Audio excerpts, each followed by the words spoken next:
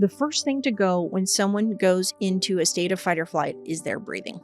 But again, most people are so used to shallow breathing, they miss that.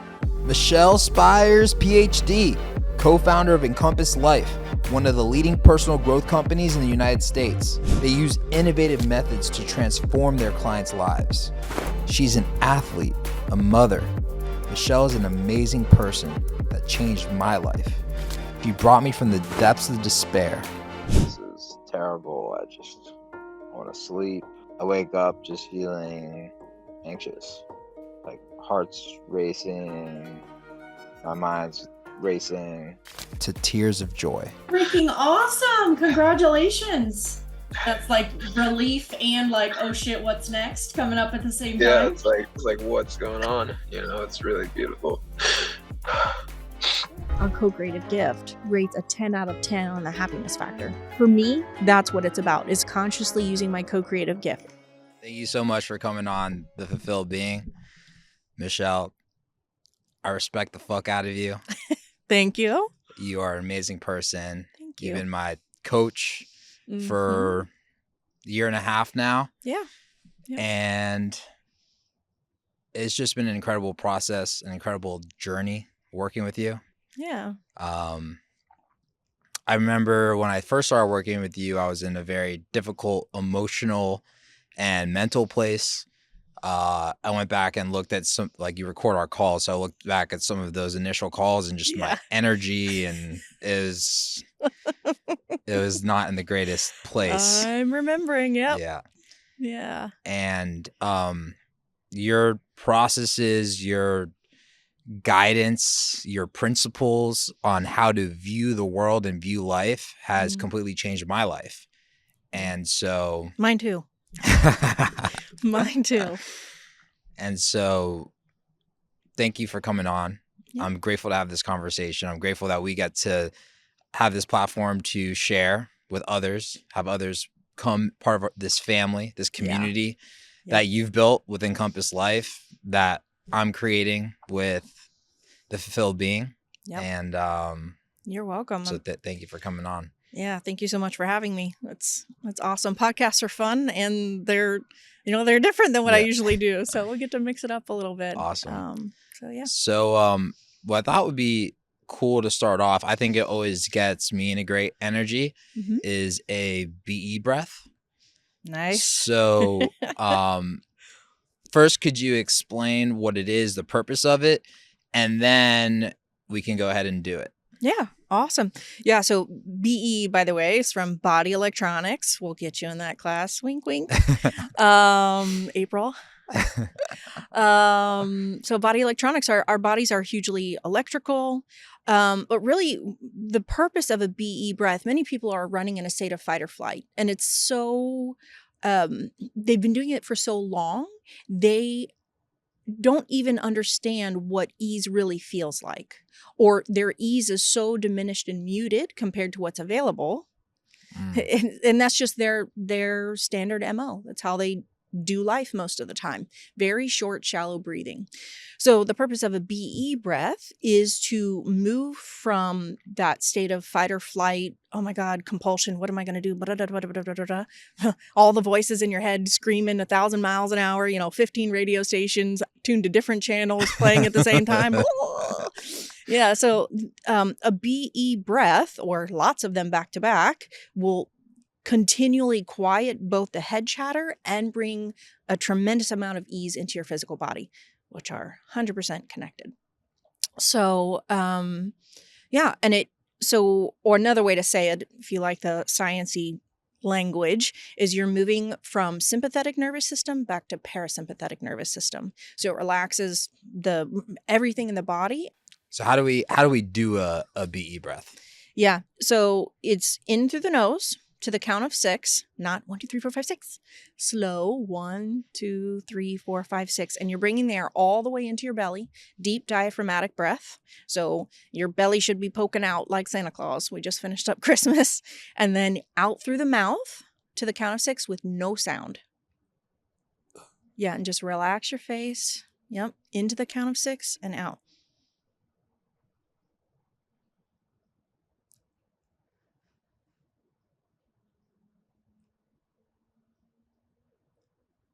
Let's do one more.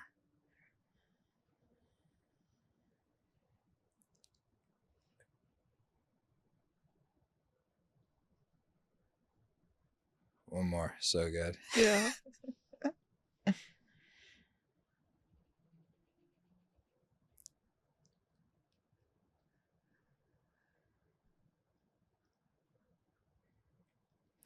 Even just a couple of them. I did 3. I can begin to feel like my whole brain. If you tune into your body, you'll notice things that are tight, and they'll just start to. It's like, wow. Yeah. I can hear. I can think. I noticed I was already feeling very good coming to this conversation, but even more clear, more calm, more aware, focused. Yep. Let's if you're in a pickle and kerfuffle, we got all kinds of funny words we play with around here. BE breath is a great place to start. For sure. So I want to come back to that beginning where we started, or where I started with you and Encompass Life. And I remember starting our conversations, and I was feeling a lot of stress from the external world. I had a warehouse that I had some equity in, and I was dealing with potential lawsuits from it, and water coming into the building, and roof like having serious issues, and not having the money to fix it, and tenants pissed off. It was a bit of a mess at the time. And I remember coming into our conversations, and I wanted to figure out the solution. I wanted to know what is the right choice, right? I want to know what's the right choice. And you and Encompass Life take a completely different approach to this than most others that I've ever seen. And what I learned is it's not about what direction you choose on the external. It's really about how you are interacting with your own internal emotions. Can you explain that methodology? Yeah. So I'll start with the concept. It's from scripture. And it says, before, just as a concept, before you go taking the twig out of your brother's eye, take the log out of your own. Okay, that's just one example. There are lots and lots and lots of examples. But the gist of that to say is that if it's out here, it's because it's also in here. So whatever was going on in your warehouse, with all of that, was a reflection of what was going on really in your emotional body to begin with. That's where it all came from. That's how it all started. And I have so many personal examples to share of how I really came to trust that on my own. I like to have proof sometimes that this is true. So that's one component of it. But again, so that's how it showed up in the first place. I can try and work really hard to fix this thing out here. But if it's just a reflection of what's in here anyway, why, all working on this out here is just going to be a whole lot of strife and struggle and stress and worry and well, when I clean it up in here, whatever my internal conversations and beliefs are, this has a tendency to resolve itself almost miraculously. I'll use that word. Like it just either it handles itself, or the steps to take to handle it just show up with zero effort. It's boop, boop, boop, boop, boop. And it's like, or people come and handle it for me. And I'm like, even better. I like that result even better. So it got there from your internal conversations. The only way to clean it up is to clean up your internal conversations. So I also like using the analogy. I know most people are they look in a mirror and they see a spot and they're cleaning the mirror. And the mirror's getting clean, but the spot's still there. And all of a sudden they realize the spot's on their shirt. Well, you can't, you're not going to get rid of the spot if it's on your shirt by cleaning the mirror. Yeah. So you gotta, once you clean that up, it's a way simpler way to do it. It's interesting when you say that, because I'm remembering back to a few of our conversations, one particularly when I was really thinking about the warehouse. And so we started off the conversation with that, and you just said, hold up a minute. We went right into my internal. We played with that. We found this state of ease within myself. We found that feeling of just getting calm, getting peaceful. What makes your body relax? Get your body relaxed, and then the answer just boom pops. Like, I remember I was now trying to sell the building, and I was going through difficult negotiations, and the answer just popped, like the amount that I needed to discount the building, the thing that I needed to let go of, which was my ego and trying to get, every dollar out of it. Just, it all became perfectly clear, and I could just trust the answer, trust the intuition, because I got into that state of feeling first. Yep. And yeah, that I just believe is so powerful. Your one of your say flagship courses, How to Wow, right? It's the premise is getting into that feeling first, and from there you can see the path. Yeah. Wait, I saw. Yeah, there's a nuance there. No. I was gonna add. I was just gonna add. Go for it. Yeah. So we have lots of principles. We talked about the reflection concept. The other one is life is a math equation. It doesn't matter which side of the equation you start on, you're gonna get the other side. So, you were operating from a place of angst and frustration and like wound up and scared, pissed off, like all the whatever. You could name a whole bunch of things. And so, but if things went well for you, if things went really well for you, what would happen for you? That's where that ease comes in. Oh my God, some huge miracle happened. God provided some huge miracle. Wow. So what happens is my miracle equals my ease, right? This is the math equation. So I don't have to know this miracle. I don't have to know all the details, like you were talking about the amount and, all the finite or, little minute details of it. But if you just go to ease, because you have that equation set up, you produced ease equals having it go well. They just have to equal each other because you created that equation. Now, a lot of people, they can have all different kinds of math equations set up. Some people feel guilty about having fun because of something in their childhood, or feel guilty about feeling good, or feel like there can be all kinds of odd things that go on. So things can start to go well, and then they will find a way to crash it because that's their math equation that they put into place. So, and they don't like feeling guilty, like fun increases, so guilt increases. They don't like feeling guilty, so they'll bottom it out. So you get to make your own math equations. As bizarre as that may sound to you, or the listeners, you get it. Life's a math equation. So whatever I put in place it's going to keep reproducing over and over and over again until I put a new math equation in place.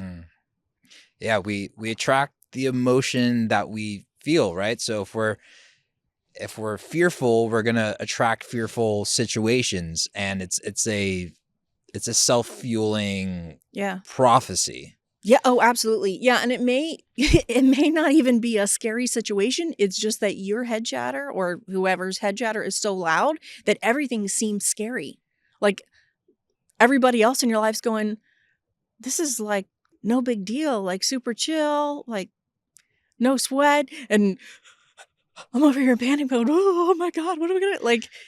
Because you can only see one of the ways that we say it, Mark says it a lot. One of the ways that, you can only see the frequency that you're on. So if you're on the frequency of fear, everything's going to show up scary, either in reality or, and you're going to make a lot of people bonkers in Yeah. your life. You're like, oh my God, I have fear that this person's going to leave. Well, they're probably going to leave because you're going to make them bonkers with all that fear you're spouting off. And Yeah. I noticed, actually, like, just for myself, right? This past month, December, was a relatively challenging month for me emotionally, spiritually, mentally. I was having a lot of the fear conversations pop back up, fearful about this, fearful about that. Nothing shifted on the external world. Like, everything was the same. I just got fearful about, and then I started creating situations that weren't even there. Mhm.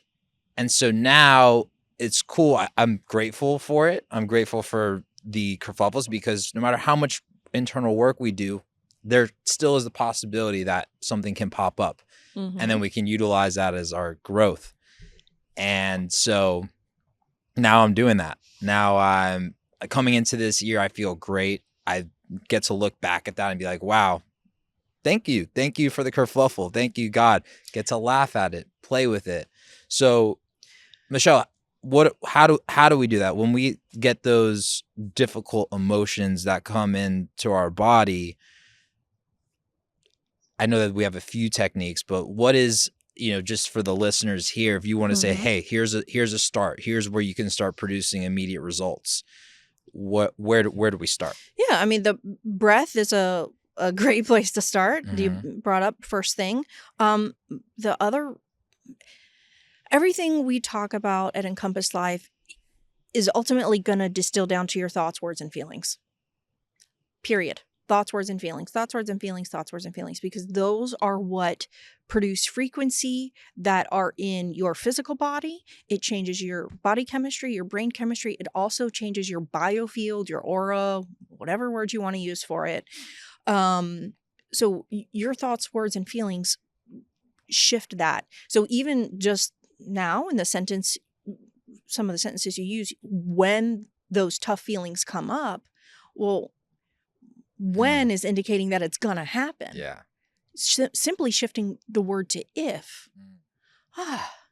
Like, it's interesting. Just that word shift produces ease in my body right away. Because we create with our words. So when I say when, that is guaranteeing I'm creating, right? So yeah, that's and I'm waiting for the other shoe to drop. Oh my God, when is it going to happen? So yeah, when the next time I start freaking out, right? Yeah. So that's a very powerful thing. So we can change when to if.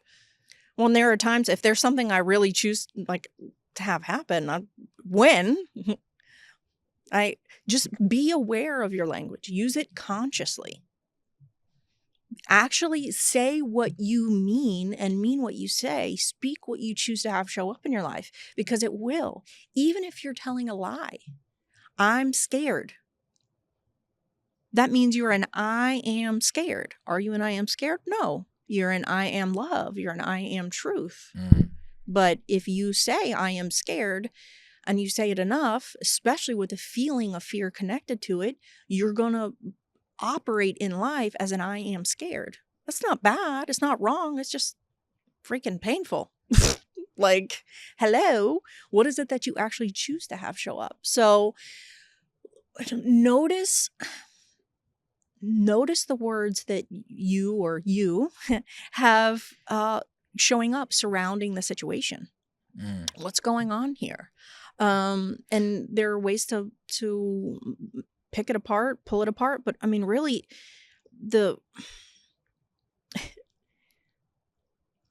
if fear is showing up, kind of run it out. Like, well, if this happens, then what? Well, then what? Well, then what? Eventually, if you keep going, you might get to the place, well, I die. Yeah? And then what? You can walk around with all this fear, but you actually will have death show up faster because it's wear and tear on your body. It keeps you from really living. Even if you're on the planet, you're not really living because you're walking around in misery and fear all the time. So, you know, BE breath is a great place to start, and then observe the language coming out of your mouth and go, or running through your head, your thoughts, right? Because thoughts are just unspoken words. And really just what's happening here. So with the I'm scared, how we can rephrase that, relanguage it, because sometimes people choose to express how they've been feeling up until that point in our coaching, right? Like Oh yeah. it's okay to say that.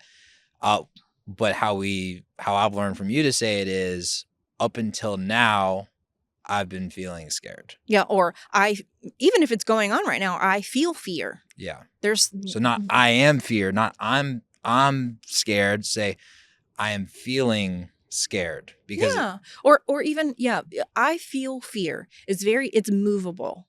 I am scared it locks it into my beingness. I feel fear. I mean, I recommend y'all like say it out loud to yourself, and they feel different. One is a fact, and one is a movable temporary situation. Like got it. It's like I am is an identity. So yes. I am scared. Like that is the type of person I am. That is a belief that is going to stick with me.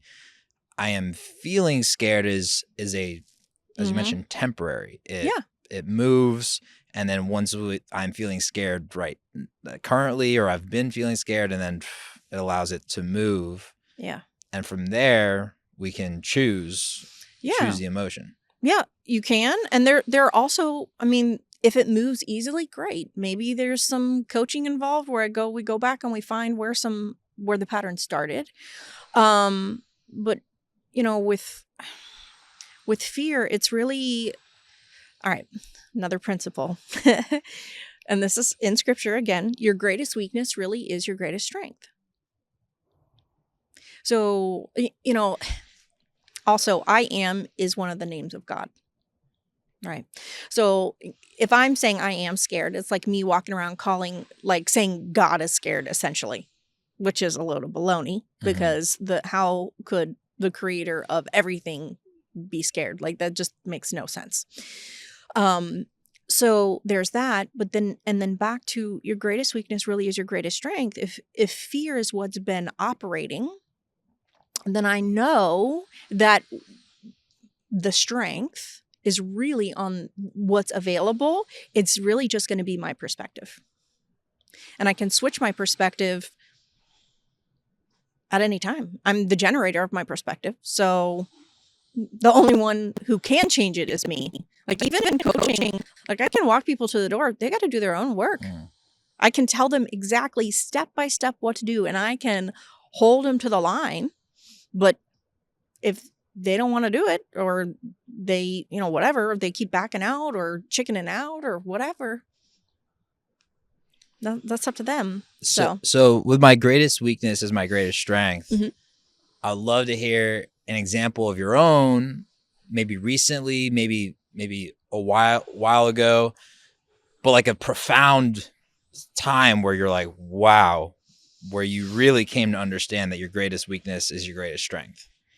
I mean, the first one, as you're asking me this question or bringing it up, the first one that really comes to my attention is my ability to speak up for myself.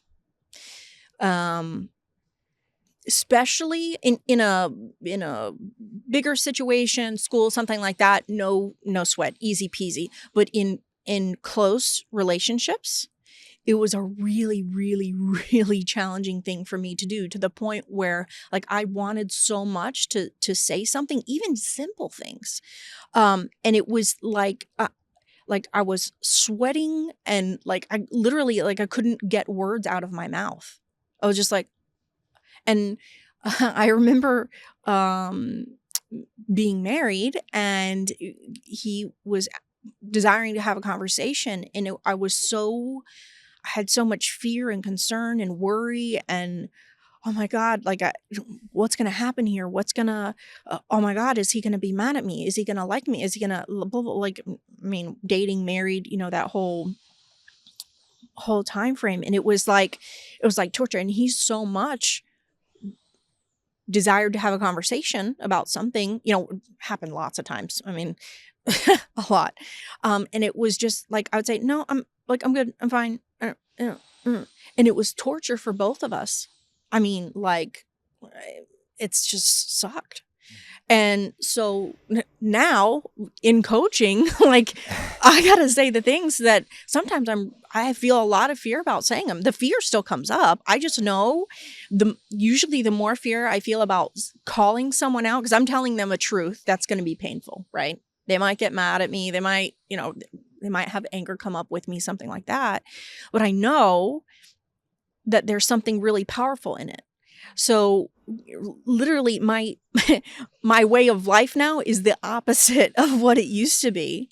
And even with intimate relationships of all sorts, whether it's parents or, you know, family, siblings, close people, now it's like I see the importance of speaking up and telling the truth and getting through something. It's so valuable that now, even like, rather than waiting for someone to approach me and then, I can muster up the courage. No, I'm going, hey, let's get this cleaned up. Like, what's going on here? It's polar opposite. And sometimes it surprises me. And I notice it after the conversation's over and I go, holy crap, you know, 10 years ago, I wouldn't have even, like, that was so far-fetched for me that was even a possibility. And it's really amazing. I have 2 teenage girls. And it's really amazing to see one of them is pretty freaking brilliant with this skill. And the other one is coming through some of what I went through. And it's really amazing because I'm aware of what's available for her. And she's working it. And I have the my experiences to talk her through. Again, she's got to do it on her own. And when she does, she'll be like, oh my God, you know, relief. And even more than relief is really, oh my God, I feel really proud of myself. I feel really proud of me for speaking up. And so it's interesting. I also feel like, as you mentioned with your daughter, right? Our greatest weakness is our greatest strength. If we face this challenge, I feel like it gives us a superpower to be able to help others in that regard. Yeah. So if we choose, you know, we could either let that weakness become debilitating and tell those stories and go down those rabbit holes, or we can use it as our superpower. For me, as you know, in the past, I've had fears, I've had anxieties, I've overthought about things. Yeah. But those challenges in life have led me now to seek growth, to seek answers, to seek Encompass Life, to work on myself, to grow, and now I feel way better. I'm happier, I'm more energetic, I'm more vital. I live life way more now. And also I get to share with the world, like, this process. Some of those challenges that I've been through have led me to create this podcast to help other people on that same journey.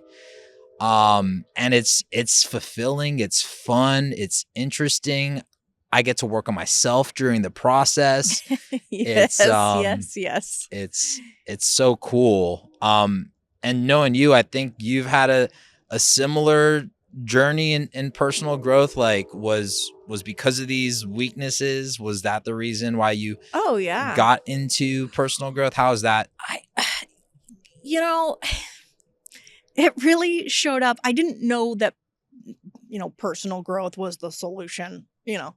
I just remember feeling absolutely miserable and saying, there's got to be something more. There has got to be something different than this. I remember being a kid and feeling, you know, the world is my oyster. I can do anything. Like having this fire in my belly. And I got to a point, I mean, for me, it was rock bottom, my version of rock bottom. Everyone's got their own. And blessings to you wherever you're at, like all of you. Like, the pain is perfect for you because that's what's going to wake you up to the most important thing for you. But yeah, I mean, I was just miserable, and I said, there's got to be something different. And it just like jumped out and got my attention. It was, I was hearing about some other things. I've been into fitness and nutrition. Let us know like what rock bottom was, like at least what externally was manifesting or internally manifesting during that time period? Yeah. Yep. I was divorced. Shortly after we separated, about 3 months after we separated, I got laid off my job. Now I have 2 girls with no income, and I'm doing it all on my own. Separated, you know how all that works. And I just, it's like nothing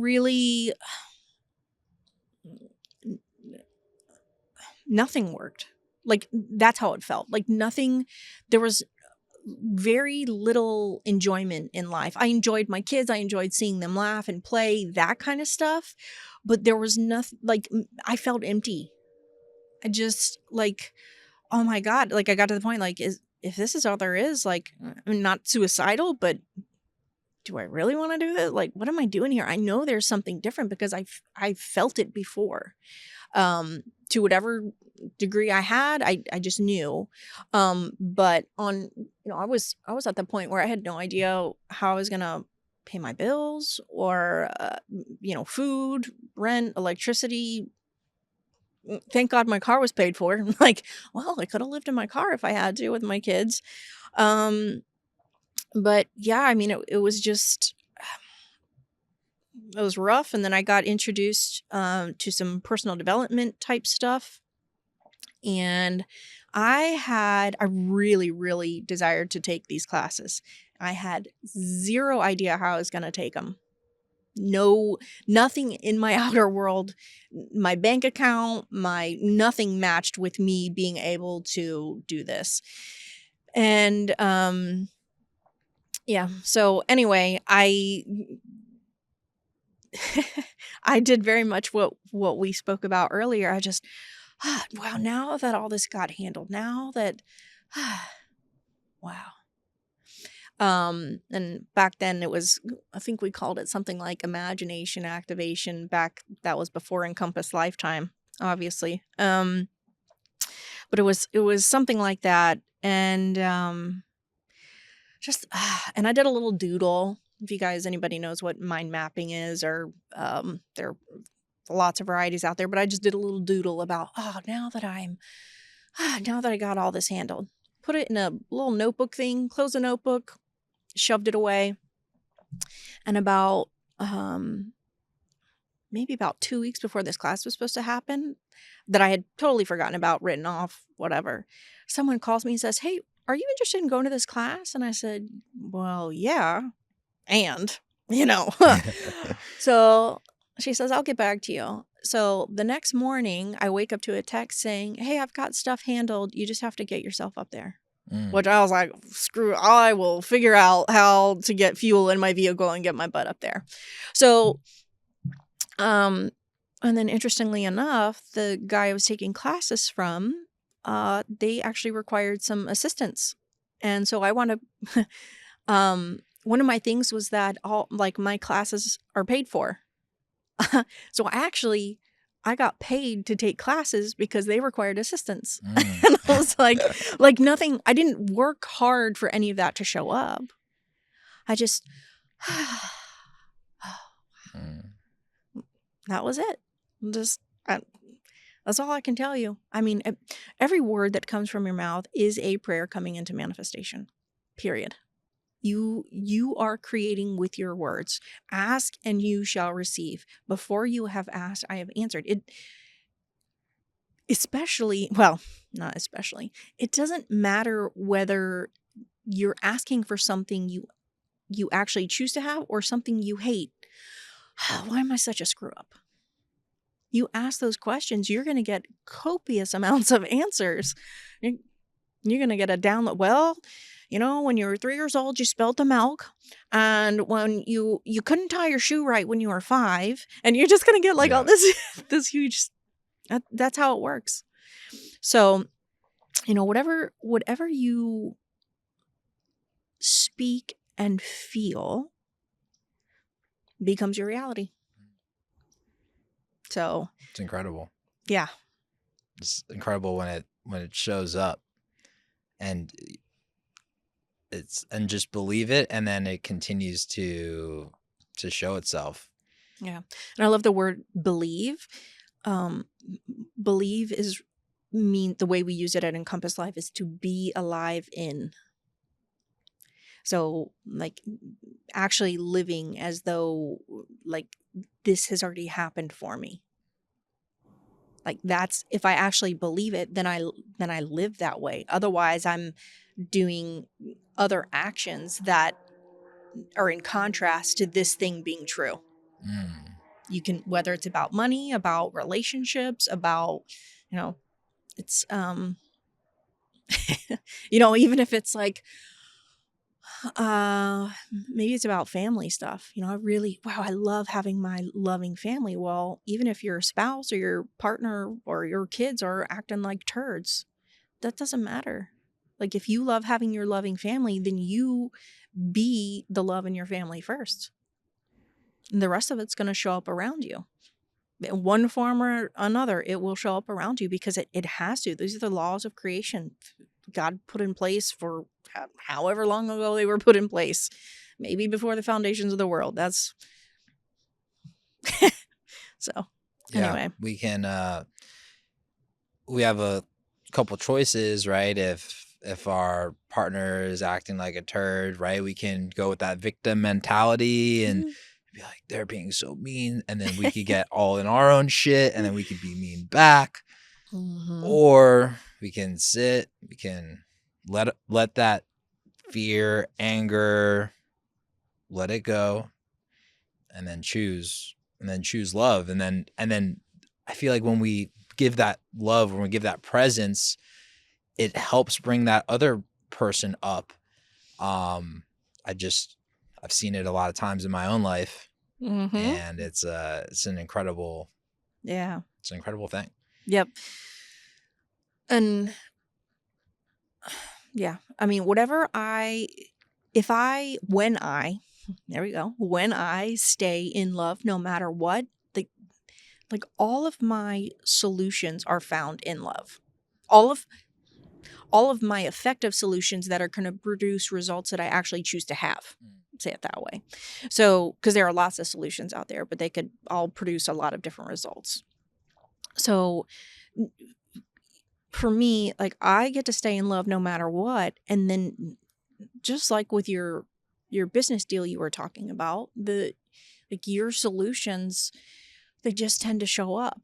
Like maybe I'll remember something that happened that maybe I overlooked something, and we've got some situation going on here where I broke an agreement. Hey, I said I was going to do that. And then rather than the other person coming, bringing it up directly, I can go, oh crap. Like I remember on my own and get it cleaned up. And then whatever that was goes away. Or, I mean, there are so many different things, but maybe sometimes it's just about having a laugh. Hey, what's going on right now?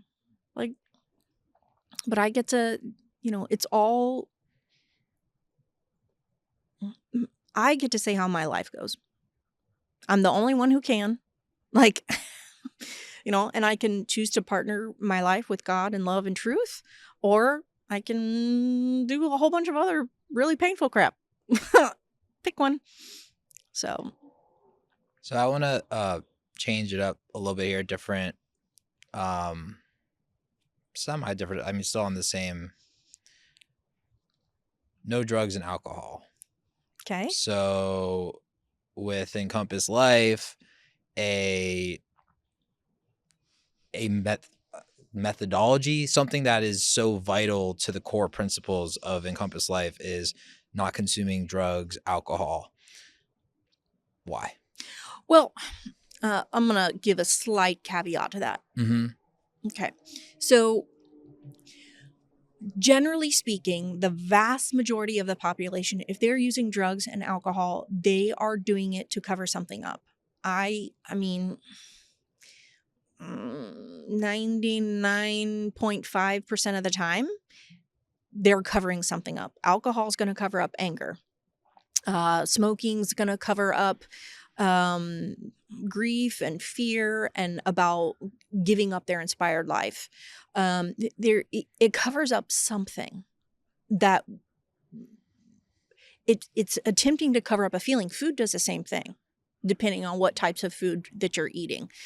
So when, if you're going to partake in drugs and alcohol, this might sound funny, but do it consciously. Like this is not something I'm just doing all the time. Actually, like, hey, I'm going to enjoy cocktail tonight. I'm going to do whatever and be really, really like conscientious about it. This is what I'm doing. And then I'm going to go back clean. But I highly recommend, if you're going to do that, notice your head chatter after you've done the drugs or alcohol or whatever you're doing, and then go sober for a little bit and notice your head chatter then. Notice your mental clarity. Notice all the things. Now, if people have been doing that kind of stuff for a long time, most likely they're going to find some feelings that they've been, depending on how long they've been doing it, maybe they've been suppressing it for decades. So there might be some stuff comes up that they don't want to feel. Well, I can tell you that suppressing it is only wreaking havoc on your body and your life, and is keeping you're actually putting yourself as a victim to that thing, because you're basically playing chicken shit. And feelings are just freaking feelings. They're just feelings. That's it. They're feelings. They can change at any given moment if you give them the right to and are conscious and work with them consciously. So yeah, drugs and alcohol, if you're going to do it consciously. Be aware of what you're doing. Notice your head chatter. I used to drink. It was like no big deal to go drink a couple cocktails a few nights a week. I'm kind of tiny, so I was lightweight maybe to some people, but that was, 2-3 nights a drink, 2 or 3, maybe 4 nights a week was pretty normal. So if someone asked me, like, do you drink? Oh yeah, a little bit. Like, that would have been my response at that time. But as I got into consciousness work and personal development, I noticed I was going out with friends or whatever, and we'd be at dinner, and I'd order my favorite drink, and I would get up from the table at the end of the night and my drink's still full, and I'm like, what the heck? And I drink some because I freaking paid for it, whatever. But after a couple of times of doing that, I'm like, why on earth am I still obviously I don't really want this. Why am I still drinking it? And so over the last, I've been doing this for around 7 years now.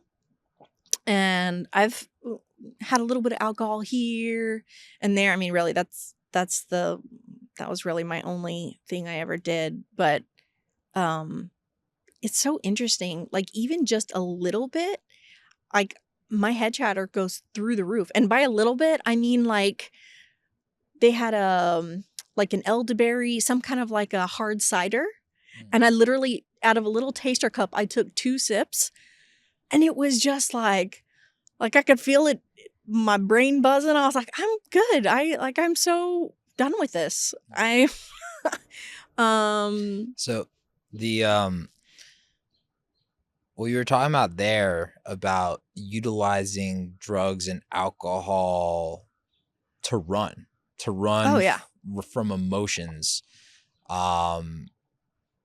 Yeah, I've seen it, and we can do it and as you mentioned, it's not just drugs and alcohol. It could be with food. Yeah. It could be with social media. Oh yeah. I feel like it's any sort of consumption, right?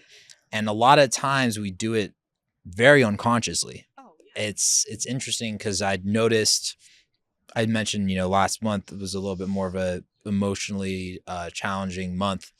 I noticed myself on social media way more, just unconsciously, just there. Mm-hmm. And I think through this process of being unconscious, of just consuming, eating, drinking, smoking, consuming social media, we're just taking whatever emotions there, and it's just getting pressed down, and we're just pressing it. But when we press it down, it's like, I feel like it's like accumulating. Oh yeah. And so I think that's where there's some real value here, is like, really, let's just be conscious with whatever we're consuming. Everything. Yeah. Whatever we are consuming into our mouth, our body, our mind. Yeah. Well, yeah, and it's really interesting those things are highly, well, as you train yourself to notice it, they're highly noticeable. I mean, the social media thing took you however long it took you, and then you're like, oh wait, I'm doing a lot of this right now. So, but at least those are something on the external that you're putting in. Those voices in your head that are running, most people think the voices in their head are them. No, they're just the channel that they're tuned into. So even the thoughts running in your head, you're still consuming them. So like be conscious of your thoughts and your words, like be responsible for that, because number one, you're the only one who can do it, and it's running your life. Either you're running your life or something else is running your life for you. What? Which one? So with that, something that's helped me with these thoughts, because understanding, first of all, like, hey, the thoughts inside my head are not me. And so for me personally, I know Encompass Life, this isn't one of Encompass Life's principles, but something that's really helped me is meditation. Because it gives me the space to observe, have some time to just see the thoughts and not be the thoughts. And then I can utilize that in my life throughout my day when I'm going, and maybe I'm more aware. I'm more aware of what these thoughts are saying, instead of like grabbing on and be like if it says, oh, you got to go and like do this post like right this second because this is going to be like the most effective, and it's like, just look at it, just like watch it for a second. Oh wow.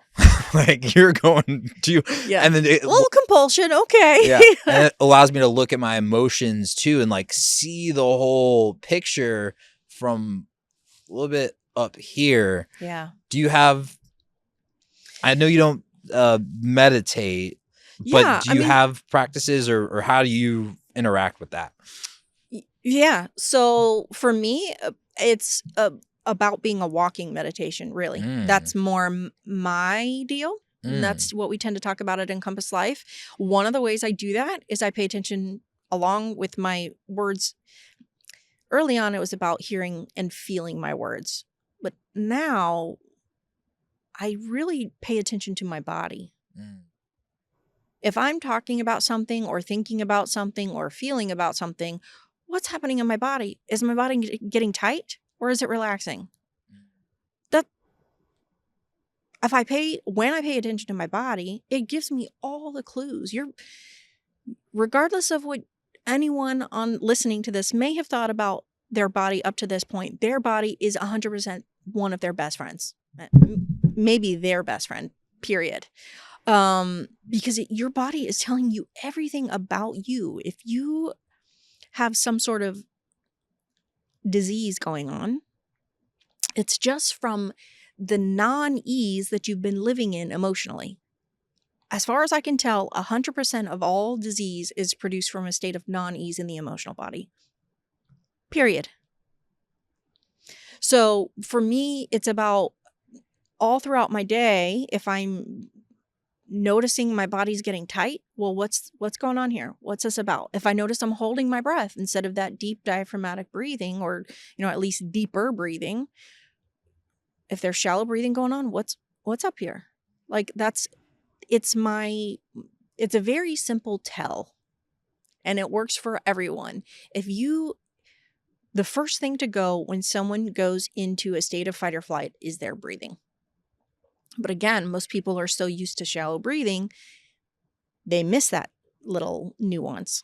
But it's like a ship on a trip, and it might only be, you start here and you're headed here, and you might only be 1 or 2 degrees off. So at first it doesn't seem like much, but you get, further down the path, and instead of ending up here, now you're over here, and you got to like do this full movement, this turnabout to get back over here. You can do that. But if you can notice the little nuances along the way, you're going to keep yourself on track with greater and greater ease. You might kind of like play ping pong against the sides of the game, but that's it. And that's through our body. So that's just being aware of our breathing, being aware of our emotions. Are my shoulders touching my earlobes? That's a pretty good sign. Is there a knot in my stomach? Whatever's going on. And so when we notice, if we notice tension in our stomach or short breathing, I know we discussed first thing, take a breath. Yeah. So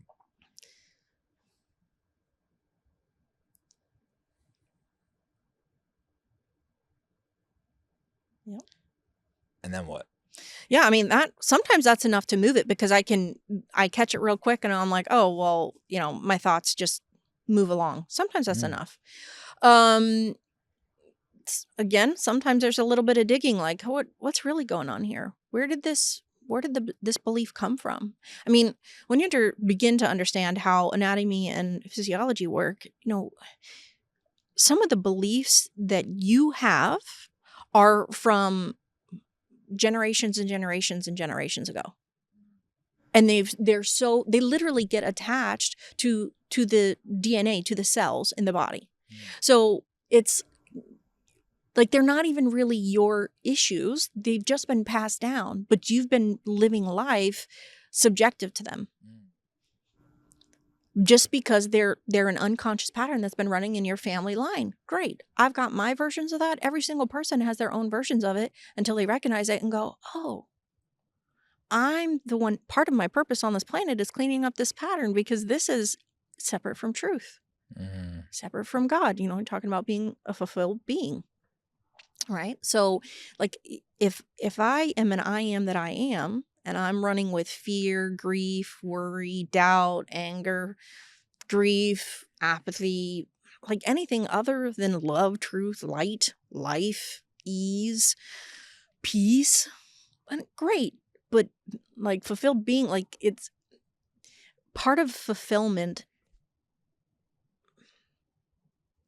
I'll go with this for now. Part of fulfillment comes from, it's that shifting that trajectory. Like I highly believe those biggest struggles, those are part of my purpose here on this planet, is to transform that, both for me and for everyone that comes after me, both in my DNA family, but also in my spiritual family.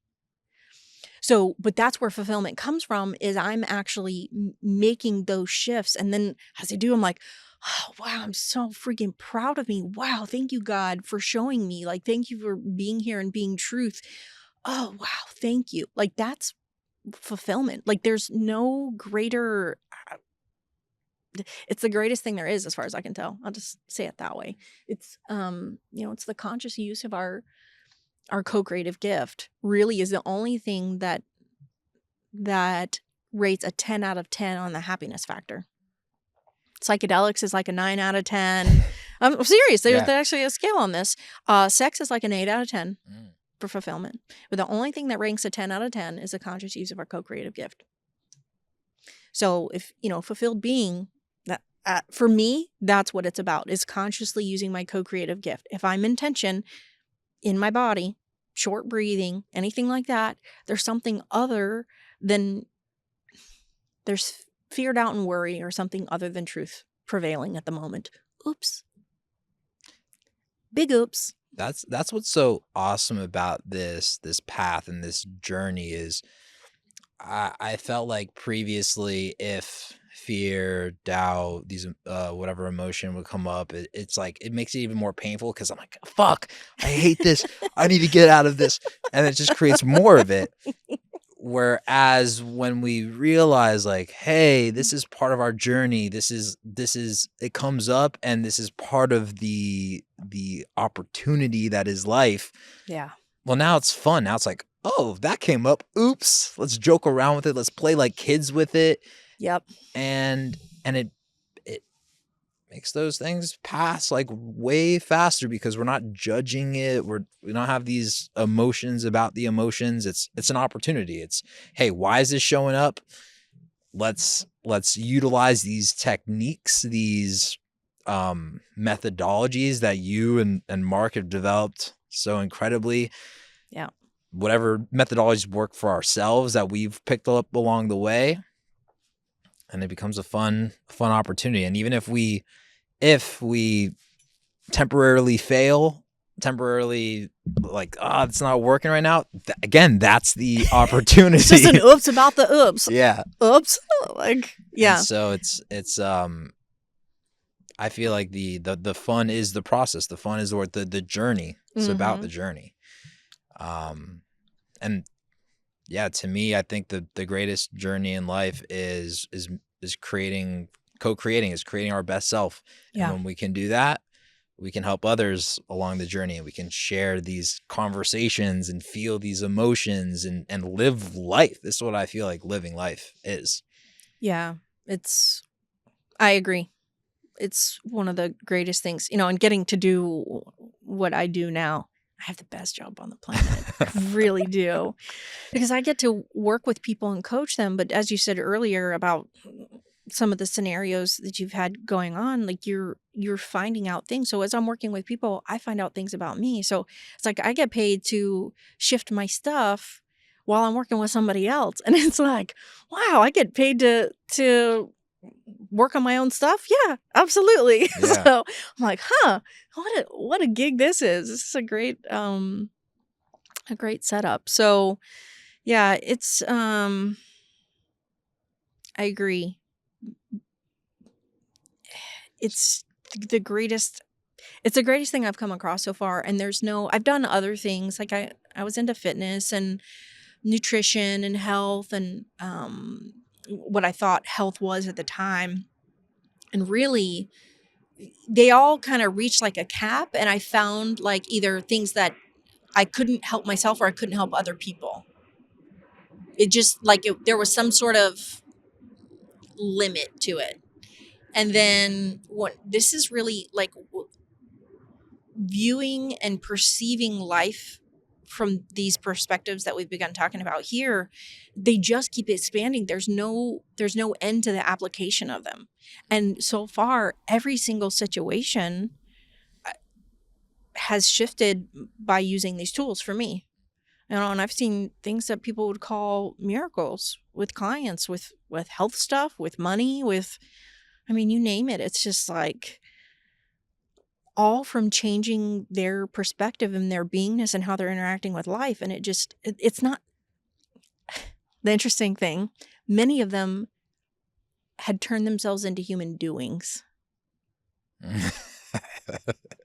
They were so busy working on the outer, business owners. I got to fix this. I got to do this. I got to, doctor, chiropractor, all sorts of different, those are the two that I'm speaking of specifically right now. But like when they shifted and dropped the compulsion, being good enough, all these things, like their health and their money shifted like that. And I was like, what? Wow, it was a state of being. It all had to do with their state of being, which again, now we're back to the I am scared. No, I feel fear conversations. It's interesting how we defined ourselves in this language as human beings. Like that just got me thinking about that. And what is being? It is Yeah. And What is your isness? Your amness? One of those. Yeah.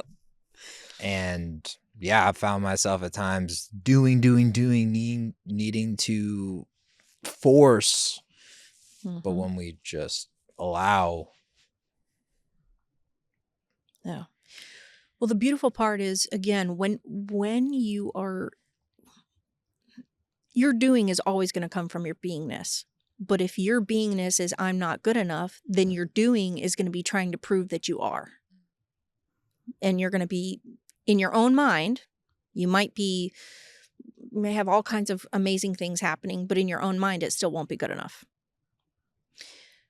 So when you are actually in charge of your state of being consciously, your doing will also come from that state of being, which is going to be effective action. It won't be scrambling and, oh my God, I gotta do this. No.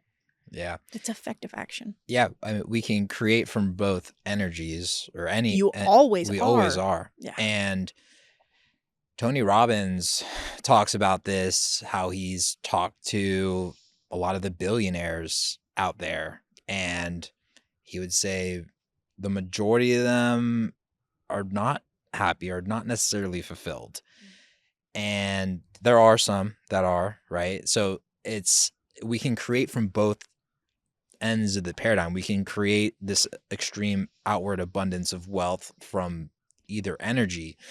But when I look at it, to me, what's most important is the energy that I create it from, because I could be a billionaire, but if I become a billionaire and I'm so unhappy and I want to jump off a bridge and kill myself or actually go and do it, what's the point of it all? Exactly. So to me, that's why everything always comes back to the internal emotion, because I've heard stories, I've just can look around and notice that sometimes the people that have some of the biggest external success don't, but again, we can also, some people that have the biggest external success do have that love and that joy and that presence. So yeah. So what do we choose? Yeah, absolutely. I agree. And it really depends on what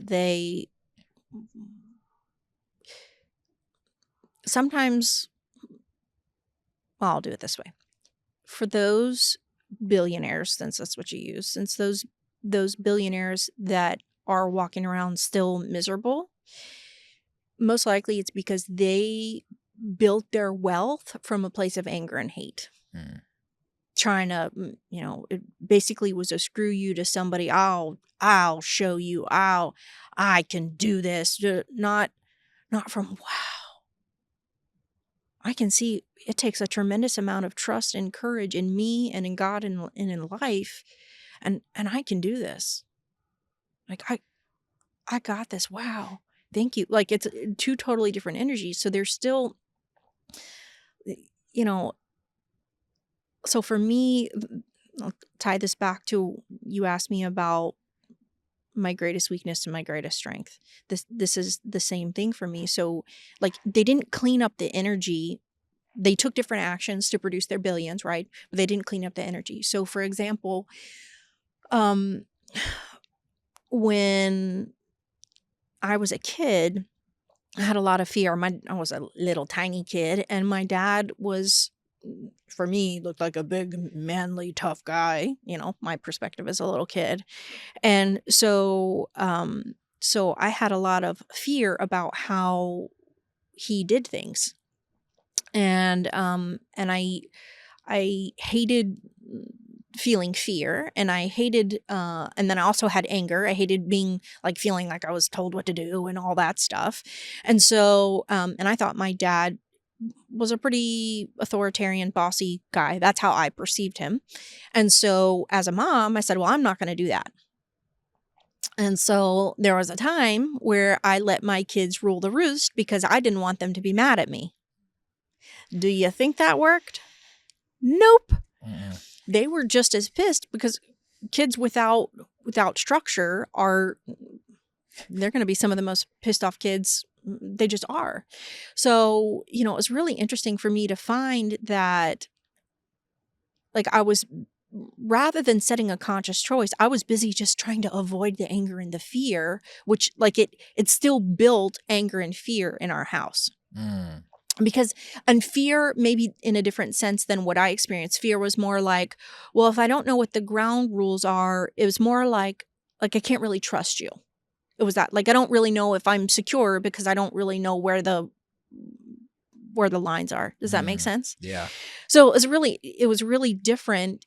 You know, that also tied in with speaking up for myself. So like all these pieces went together, and really to be able to see that and to begin shifting it in my house, it took a ton of courage, the opposite of fear. Oh my gosh. But I also had a lot of shame about the way I felt towards my dad in that particular area. And then I also had shame about me as a mom. So I transformed the fear into courage, and then also feeling really proud, which is the opposite of shame. So it's like all these principles they're all like they're all interwoven with each other. And it's so amazing. I can just lay spiritual promise or spiritual principle, or I can just stack them on top of each other for any given situation and see. It's like, wow, this is amazing. It's so simple. I was trying to do life the hard way for so long. And, so it's the same thing. Like if the billionaires hated the way that they were raised, and they didn't like the way their parents treated them, blah, blah, blah, whatever, didn't have faith in them, whatever, they got to clean that up. And then most likely what they thought was, billions sounds like a lot of money to most of us, but most likely their money's still going to go up even after that, just because now they're creating, instead of creating from hate and anger, they're going to create from love. So it's interesting how simple. And it's that I feel like what I'm picking up, a very important lesson is a lot of us have these patterns, these emotions that come from childhood, maybe things that we hated the way that our parents raised us, like you said, the authoritarian, disciplinarian dad that you had. Now, a lot of times that leads to us either doing the same thing as our parents or the complete opposite.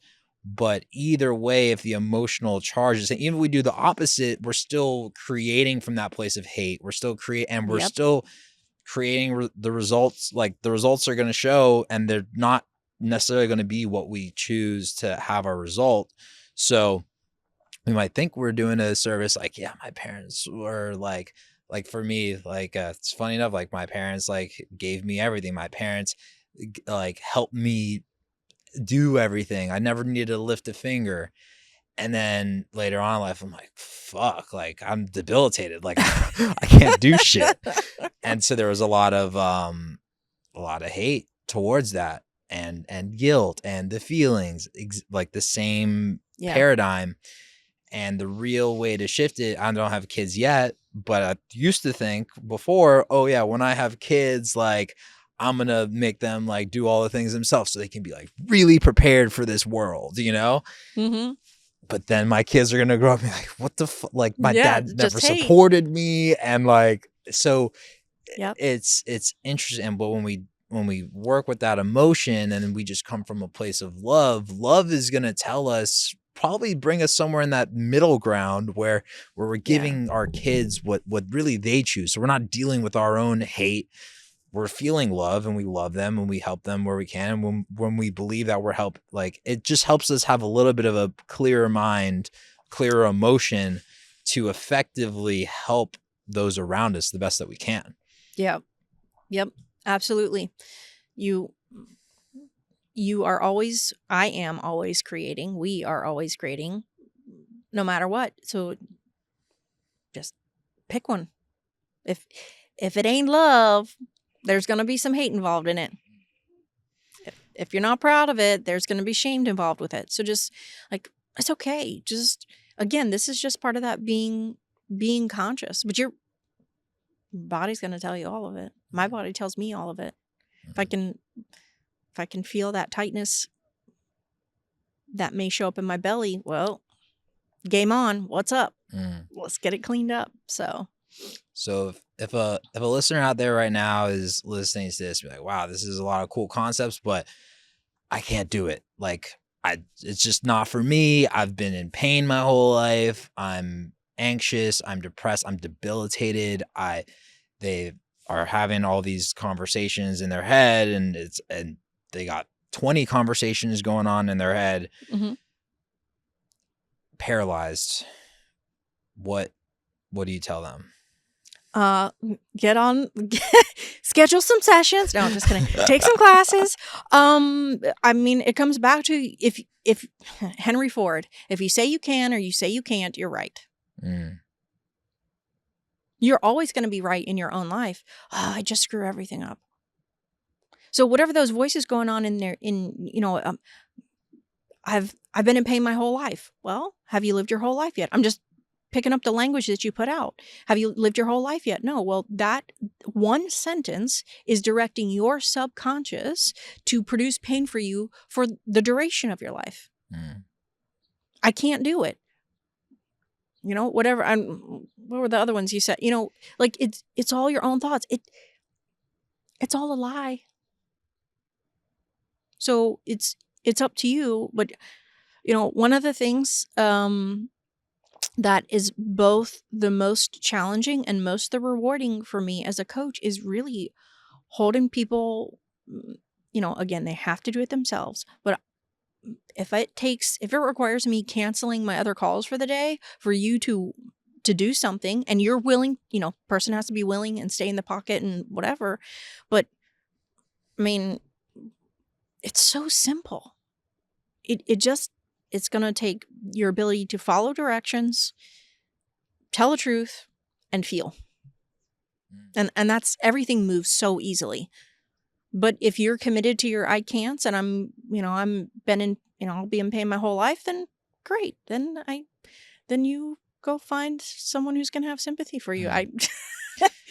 Is there a common thread between the students that you have that you've seen create the best results in their life, create the most joy, love, external abundance, internal abundance? Is there a common theme or thread between them? They can follow directions and they can tell the truth.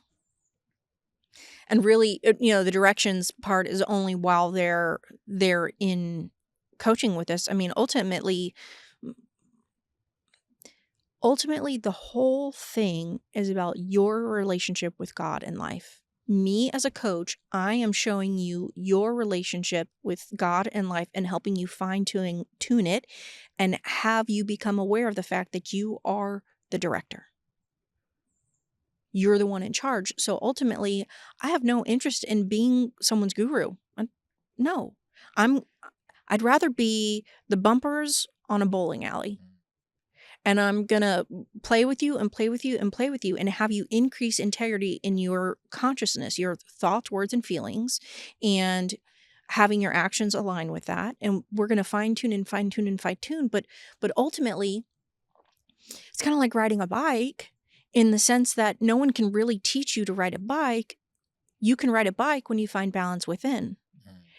At Encompass Life, that's the outcome, is that our students and those who, because we have those taking classes with us, but we also train people to become coaches.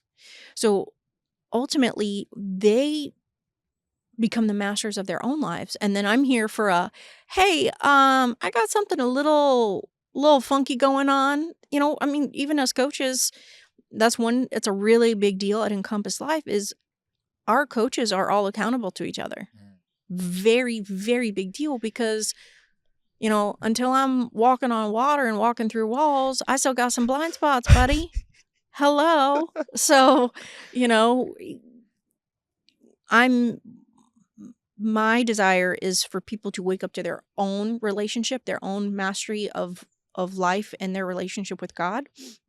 And they take over. And I'm here for the, if moments show up where, I can't see the forest for the trees kind of a thing.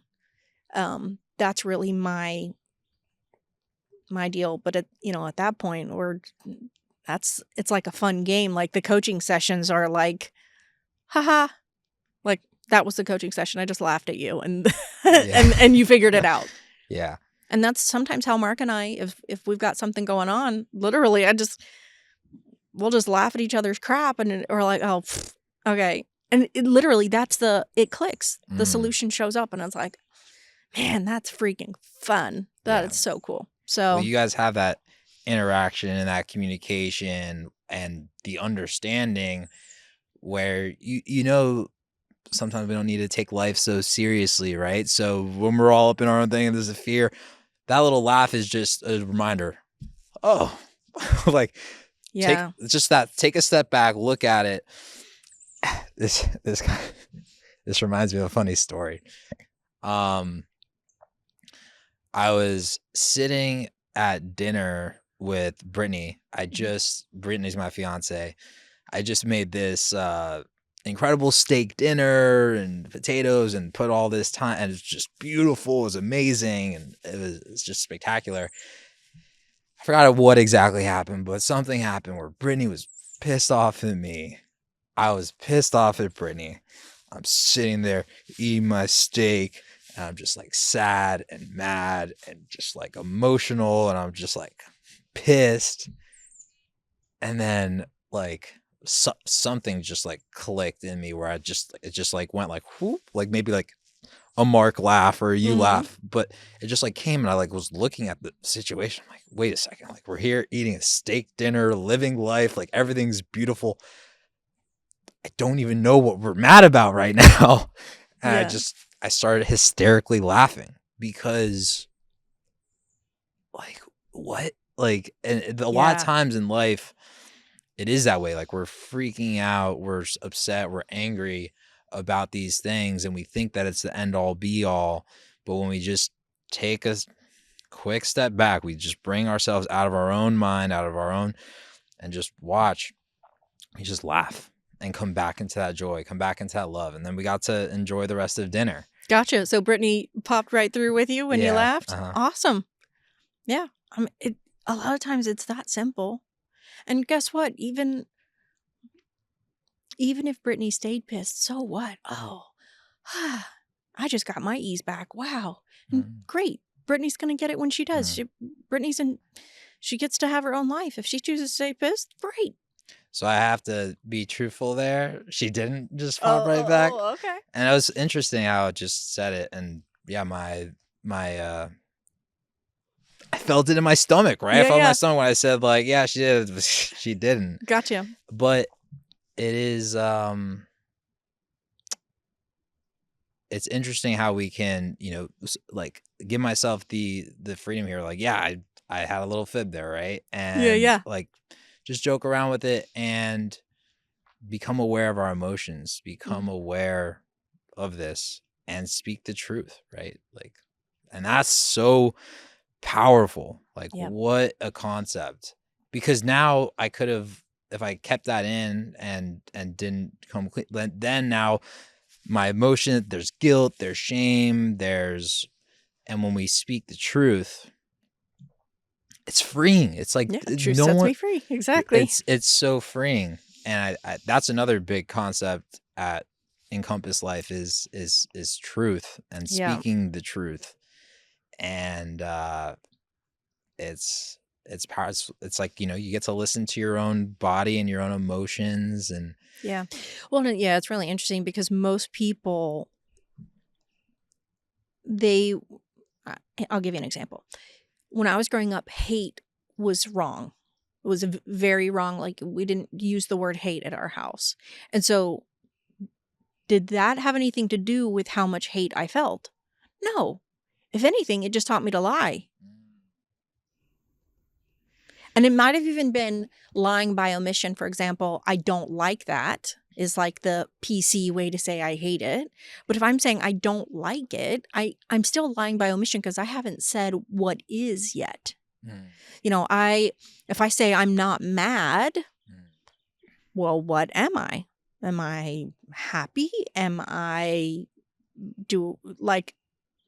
just how normal people talk. Like, it's so interesting. So there's there still lies by omission. So yeah, it's really interesting.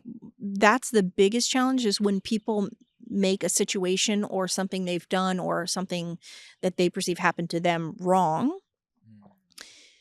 That's can be the most painful time to tell the truth. But once they do, it's like a whole new world. It's like Aladdin. A whole new world opens for him. But seriously, because all that shame and guilt was keeping them locked into, and hate was keeping them locked into their perspectives. They couldn't really live life because they were so busy trying to avoid that. Does that make sense? So once they could actually start telling the truth, it was like, oh my God. And I'm still here. I told the truth and I'm still on the planet. And, Yeah. oh my God. I remember that was a big deal, back speaking up for me and being able to tell the truth about what I really felt or thought. Yeah. It's interesting how that concept of truth ties into right and wrong. Encompass Life, big concept is there is no right and wrong, right? Is moving away from that concept of The perspective of right and wrong. Even I think it was Shakespeare said, things are neither good nor bad. Thinking makes them so. So if you're going to try and even with some really, really painful situations, I mean, extremely, like, I imagine what the general population has experienced times 1,000. I've worked with some clients who've been through some really bizarre, odd things, and that's all I can really say, just to be honest. But when they got to the point, when they worked through that situation, they found something in themselves that experience brought forward. And they got to the point where some of the most horrendous things you could think of, they actually thanked the people involved in the situation. Like, found the power of love inside themselves. They found like something that was so big, until you experience. It's like I could talk about it, but until you experience it in yourself, that's how most people are living life. They're talking about love instead of experiencing love. It's a totally different way. It's because some of the most abundant, beautiful people that I've met, or just personalities, influences that I think have done great things for the world, like, talk about their experiences of trauma from a place of beauty, from, hey, it was painful, it sucked at the time, but they were able to reframe it. They're able to utilize that. And I think that, again, comes back to this process. The idea that we're talking about, the process, right, is like, hey, this is our greatest weakness, is our greatest strength. Like, this trauma is here to help me. These emotions that I got from the trauma are here to help me. And then it becomes fun because we get to create from that. Yeah. And yeah, it's a tool. And so just like in scripture, it says, count it all joy. In the Bible, whatever your challenge is, count it all joy. So there's something going on with it that, and I've, again, the faster I can count it all joy, I see the pathway through instead of being blinded by the misery. So there's that. And then I think it was Rumi, but something to the effect of, when you can walk up to pain and smell it like a rose, now you're actually master of your own life instead of being subject to the pain. Like, there's nothing is in charge of you except you. And I mean, that's true all the time, but now you're actually doing it consciously. So it's, yeah, I love to enter the kingdom of heaven, be like a child. Kids love to play and have fun. That's what they do. There's no, like, little kids, there's no judgment on how they're playing. They don't dance just right. They don't sing just right. They don't say everything just right. No, they just do it and they have a great time doing it. And they're full out, whatever's going on. So it's, you can create heaven on earth. Most people are living in hell on earth. Or a lot of people in the personal development space, well, I'm working on, that's like purgatory. I'm working on it. I've been working on it I've been going to therapy and I've been talking about it for 20 years now. I mean, you can do that. That's purgatory. It's just slightly better than full on hell. Or you can be in heaven and have solutions very quickly and easily. Yeah, there like certain types of therapy could be very interesting to the results that it leads to. I mean, I've tried a bunch of things. I've done some like therapy recently, and I was like this past month I like started with a new therapist as well, and I just noticed like I'm just here like talking BS, like just I am this, I like this, some of the stuff that we're talking about. I'm like, what is this creating, right? Exactly. Every one of those, every time you say it, you're creating. Yeah. And so that's why I rehired you. And so now we've got a great coaching package. Yep. Shameless plug. Hire Michelle. Thanks. She's awesome. Wait, but I'm going to reframe that because shameless, that's not shame. Yeah. Loving plug. Cool. I like Michelle, it. Cool. You're amazing. And you. I really love the results that I get working with you.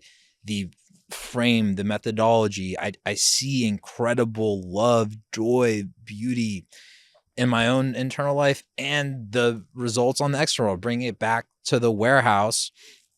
Ended up selling the warehouse, made a fantastic profit on it, doubled my money in 2 years, helped have the capital to create this podcast, to have time in my life, and I got real deliverable external results. But again, that wasn't what it was about. It was about the internal process, about the internal growth. What I got more than anything was love, joy, presence.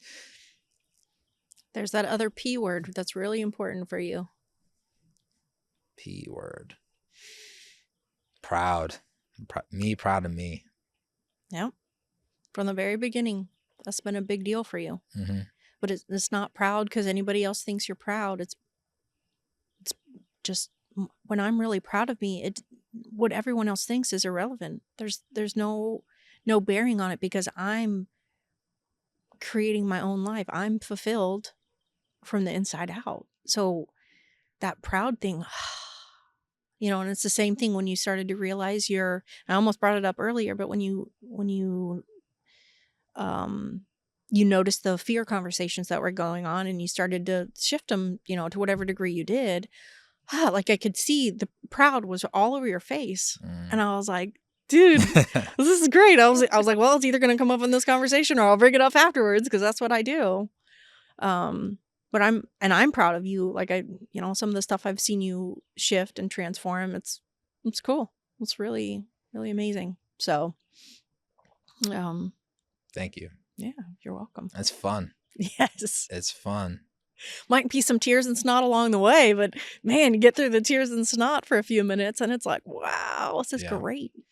And that's when we choose to have our life be about life, about what we're talking about right now. It's about our emotion. It's about our experience. It's about our awareness. Yep.